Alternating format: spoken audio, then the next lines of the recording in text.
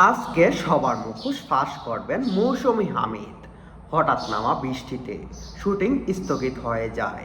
Camera light বন্ধ থাকলেও ইউনিটের কাজের গতি থামে না।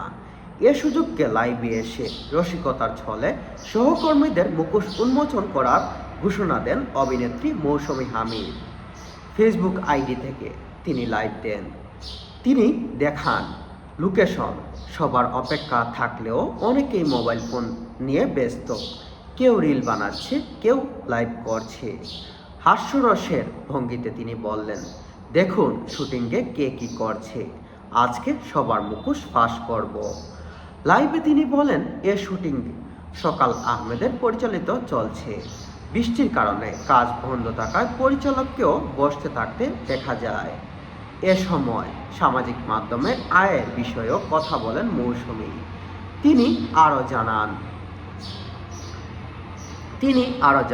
তিনি নিজেই জানতেন না তার ফেসবুক অ্যাকাউন্টে আয় এসেছে।